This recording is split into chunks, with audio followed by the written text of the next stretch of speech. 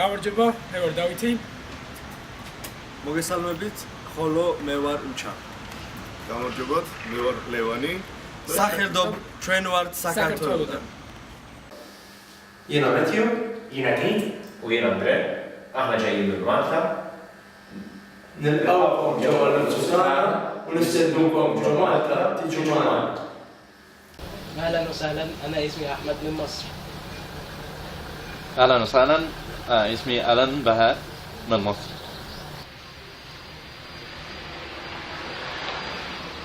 اهلا وسهلا، انا اسمي مريم من مصر. مصر ام الدنيا. مصر ام الدنيا. مصر أم الدنيا. Hei, mun nimi on Tytti ja mä tulen Suomesta. Hej, jag heter Julia och jag kommer från Finland. Tervetuloa Suomeen. Välkommen till Finland. Cześć! Mam na imię Martyna. Karolina, Anna i Paulina. Chciałyśmy pozdrowić wszystkich uczestników naszych warsztatów. Do zobaczenia w Krakowie! مرحبا أنا مرام أنا نريمان إحنا فلسطينيات عايشات بالناصرة إسرائيل. مرحبا كيف الحال؟ أنا غسان من كفر مندا قرية فلسطينية في إسرائيل. Bom dia, eu sou Elizabeth e venho de Portugal. Meu nome é Rafaela e venho de Portugal. Olá, eu sou o Pedro e venho de Portugal. Salam, biz Bakıdan, Azərbaycandan gəlmişik. Mənim adım Ozaldır. Mənim adım Toğruldur. Və biz Youth in Action proqramında olmaqdan çox şad olduq və sizlərin hamınızı Bakıda görməkdən şad olarıq. Azerbaijan, land of fire. The idea basically of creating this training course was to present people that sometimes misunderstanding are not because people don't like each other, like interpersonally, because of their characters, but that there is this one cultural dimension on which they should also learn how to communicate. The idea was born when some of the leaders from different countries in their organization saw that while organizing an international project, there are some situations that they are hard to deal with. So by organizing a training course for them, they could learn how to manage difficult situations, how to manage conflicts that arise when international projects are run, and how to communicate properly. Mainly what our goal was as trainers was to facilitate a situation where they could know what culture is, feel what culture is for themselves, and then see how to combine cultures, how to meet in different cultures, and how to share them without harassing or without abusing or without offending any other cultures. The first thing that was rather unique about the course was that it brought together young people, youth workers and youth leaders from different geographical and cultural circles. So we had representatives of EU member states, both from European Union's north and south, and then youth workers from Eastern European Caucasus countries, including Georgia and Azerbaijan, and groups from Mediterranean countries, including Israel and Egypt. And this in itself created a fantastic group dynamic, and it created a great challenge for us and the team to work with in terms of relations between individuals, between groups, between cultures, between different characters. Multiculti idea, multiculti. One of the greatest challenges that we faced as a team before the course was trying to figure out what methods would enable greatest potential and greatest learning for the groups. So what we did was we tried to maximize the number of different non-formal learning methods as opposed to any formal theoretical boring frontal inputs. I think non-formal learning is one of the best way to learn and to teach also. I have spent a lot of years teaching in normal, let's say, circumstances, and I was taught by normal teachers in different schools, and actually the first moment I met with in non-formal learning, I fell in love with it, and I hope the participants also saw the value in it. But it seems to be very obvious, but for people who are all the time in this environment meeting all the time new people from different cultures, sometimes I guess it's like you are forgetting about those differences, and when the conflict is coming, it's just like they cannot really think about this background anymore. So one of the elements during the training was that the participants were supposed to create from base a completely different and new culture. We did it that way because we had people from all over the world, and we wanted to put them in situations where they could see for themselves if they can manage actually the cultural shock that happens when two different cultures collide with each other. We had a task of building two different cultures based on colors. Our group was split into two small groups.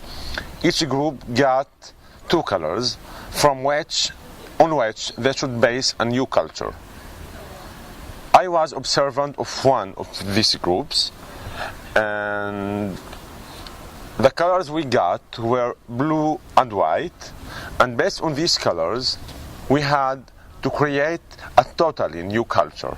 At the beginning, when they were creating the new culture, many questions came up. For example, what is our traditional food, what's our religion, what is our country's name, what's our language. And the idea was to bring them together to make a difficult decision. To make a difficult decision based on whether one or the other culture will be able to lose something. The hardest moment was when the two cultures meet at the beginning, and they started greeting. They were greeting in just unusual way. The others didn't understand that they were greeting. The second group has decided to welcome us by their feet. And when our group came in and they saw them like raising their feet, wow, are they trying to attack us? Yeah, they are trying to attack us. That set the fire on, and both the two cultures started arguing in an aggressive way. No, you come to our country. No, you come to our country. And like, I didn't understand why at the beginning, when those participants had this mission to make a culture, a mixture, to combine all the cultures together, it was easy for them. But when they were asked to move from their own island to another, like, it's like the same values. Like, you made up earlier a culture which is mixed, and now you refuse to move to another one. Both cultures were talking about being peaceful and living in harmony and talking by hearts and love and things like that. And when they had the first clash of, wow, I'm being threatened, I'm being in trouble, I'm about to lose my territory and things like that. In this kind of test, like, they were not so peaceful and lovely. I felt that in reality, no matter how much we try to be open to others, but in the real moments, we just act in a different way. And what came out is that the time and the stress and the elements of this task made them completely forget the abilities they had so far. So when the moment came when they were supposed to talk with each other, and when they were supposed to come up to a decision, it turned out that they forgot everything. And this is something very interesting, that they noticed it right away. One of the key purposes of the workshops on religion is to allow for the procurement of several questions related to secularism, the role of religion in the state, to look at whether certain values should be respected by the state, and also to allow participants to find where they stand on a particular issue, dependent on how their culture and how their identity has shaped their particular opinion. One day we had an exercise in our class. Our trainer split the room for two parts. The first one was the people who agree with some question. The second one was the people who disagree with these questions. The worst was that you could not be on the middle of this conflict. you always must to choose one side of agree or disagree. And people was very excited, and they have head with full of ideas. So they make a lot of noise. They discussed. They also shouted at each other. During the first session, participants fed back to the team that the questions that were designed enabled them to look at issues more deeply, but also to enable them to think about their own personal identities. The positive outcome of that exercise is that they realized they had much more in common. We all thought that we are very friendly people, that we want to discuss everything in peace. And everybody was shocked that we cannot do that in peace and with a friendly feeling. My experience, I must say, has been rather positive in that it has enabled both me to see how certain tools can be used for effective measure to enable young people from across the world to be able to get to know each other on a more deeper level rather than the usual hello, how are you, and goodbye. So why we decided to make a training course, not a youth exchange, for example, or any other like project? Because we want people to share the knowledge later on, to learn something here, and to be able to work with youngsters using these tools they get here, and to share it among their organizations and countries. One of the key things for us as the team in terms of preparing the course was choosing the right methods and the right models that we could use in group work, models that would be, well, say, universal, theoretical enough to be applicable to different situations, but then also easy to digest for groups and individuals, for them to be able to connect them to their everyday experiences. And one of the models that we found worked best for this group was Bennett's model of intercultural sensitivity, that we used to analyze different reactions and different forms of behavior in intercultural contexts, whether they were short-term intercultural encounters or long-term, lifelong experiences of intercultural communication.